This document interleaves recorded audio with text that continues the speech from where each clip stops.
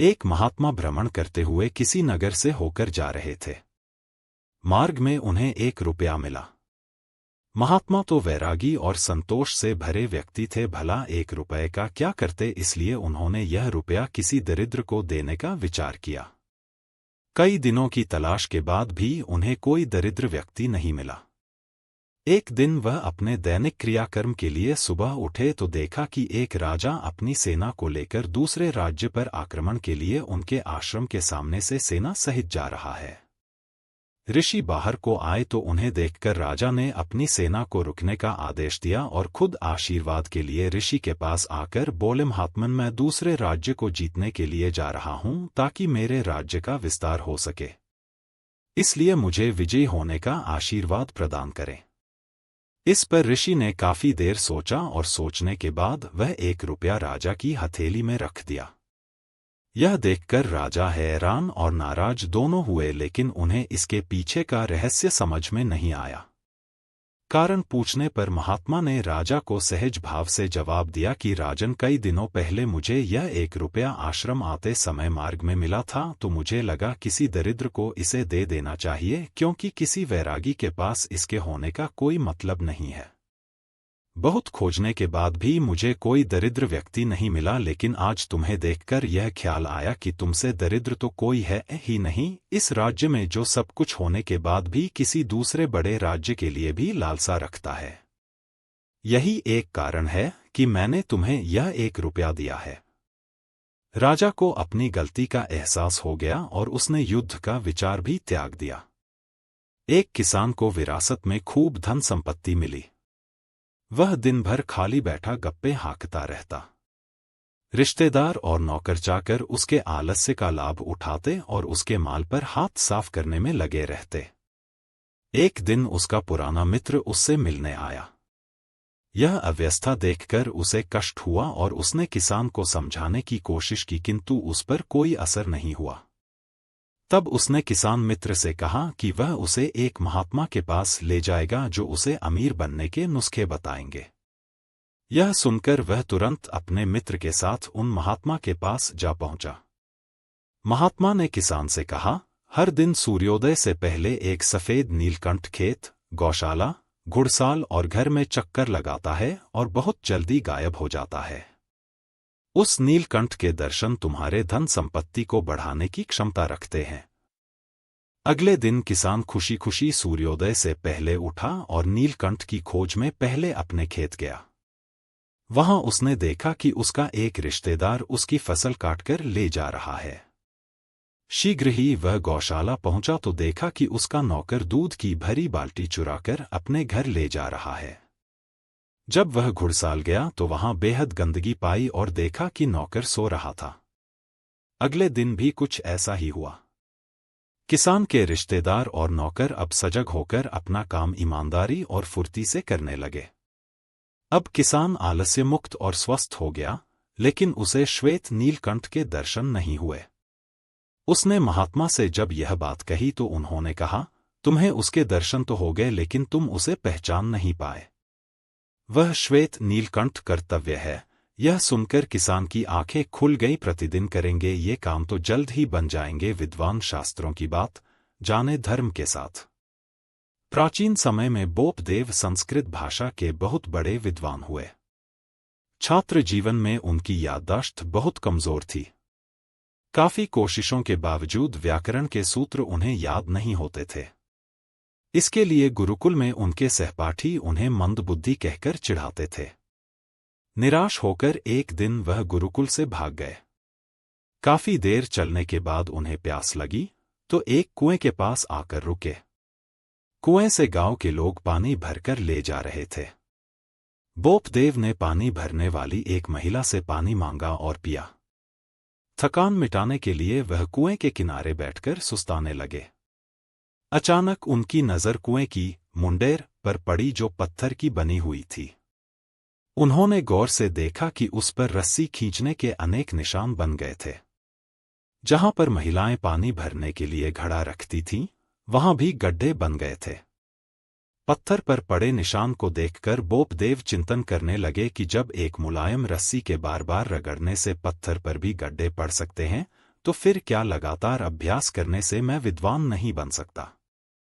यह विचार करते हुए उन्होंने मन ही मन संकल्प किया कि चाहे कुछ भी हो अब मैं पूरी मेहनत से पढ़ूंगा। मन में दृढ़ संकल्प करके बोपदेव उठे और वापस गुरुकुल की ओर चल दिए। गुरुकुल पहुंचकर बोपदेव लगातार तल्लीन होकर पढ़ने लगे। फिर परिणाम भी जल्दी ही सामने आ गया। उन्हें अब सहजता से व्याकरण के सूत्र याद होने लगे।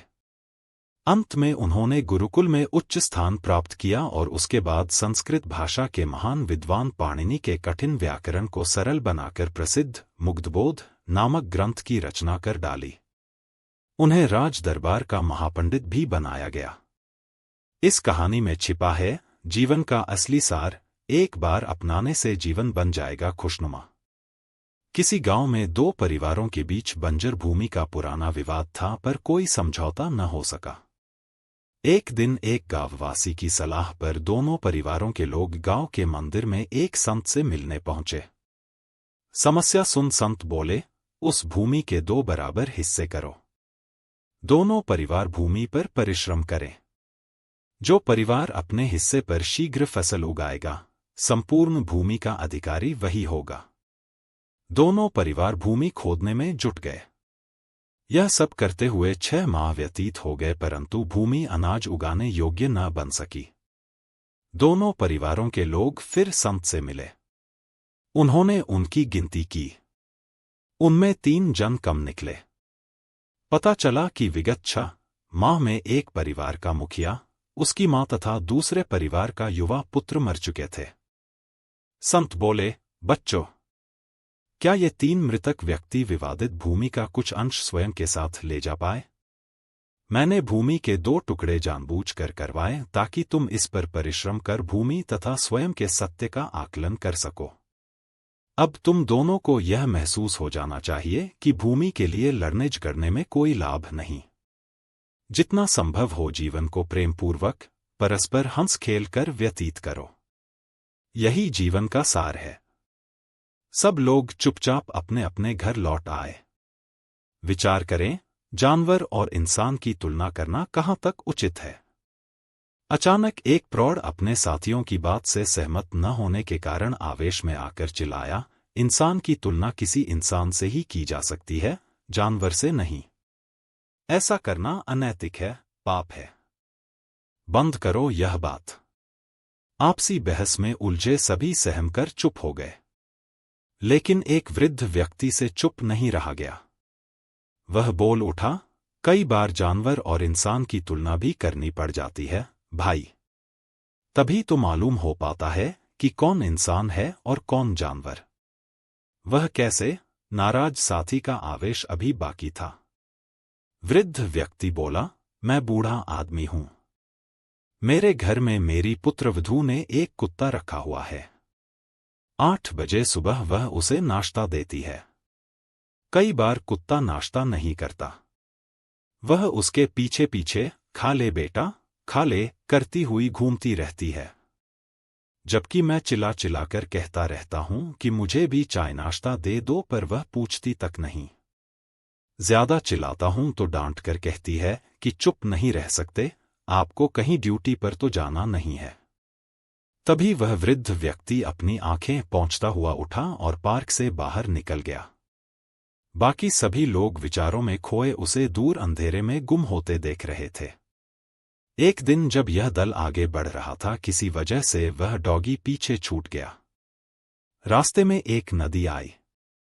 विकट ठंड के बीच उन लोगों ने जैसे तैसे नदी पार की और उन्हें ध्यान ही नहीं रहा कि वह नन्हा कुत्ता तो नदी पार नहीं कर पाया है।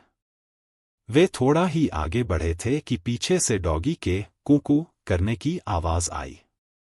अब जब सबने मुड़कर देखा तो पाया कि डॉगी डूबने के डर से छलांग नहीं लगा रहा। इसलिए दूसरे किनारे पर लोगों का ध्यान आकर्षित करने के लिए इस तरह की आवाज निकाल रहा है। सब जानते थे कि बड़ी मुश्किल से उन्होंने बर्फीली नदी को पार किया है। यदि अब लौटकर गए तो किसी न किसी को अपनी जान से हाथ धोना पड़ सकता है। भरे मन से सबने उस कुत्ते के बच्चे को उसके हाल पर छोड़कर आगे बढ़ने का निर्णय लिया। लेकिन अब्राहम लिंकन ठहर गए। वह बोले, आप लोग आगे बढ़िए, मैं एक नन्हे असहाय जीव को इस तरह तड़प कर मरने के लिए नहीं छोड़ सकता। उन्होंने अपने जूते मोजे उतारे और परिवार के लोग कुछ कहते उससे पहले ही उस बर्फीली नदी में उतर गए। वह कांपते कांपते डॉगी के नजदीक पहुंचे। उसे जैसे ही गोद में उठाया वह उनसे लिपट गया। अब्राहम धीरे धीरे उसे लेकर दोबारा उस बर्फीली नदी से पार आ गए। जब उन्होंने कुत्ते को नीचे उतारा वह उनके पैरों से लिपट गया, मानो जीवन बचाने के लिए उनका धन्यवाद कर रहा हो। जीवों के प्रति दया और कृतज्ञता का भाव अमेरिका के 16वें राष्ट्रपति अब्राहम लिंकन में जीवन भर रहा।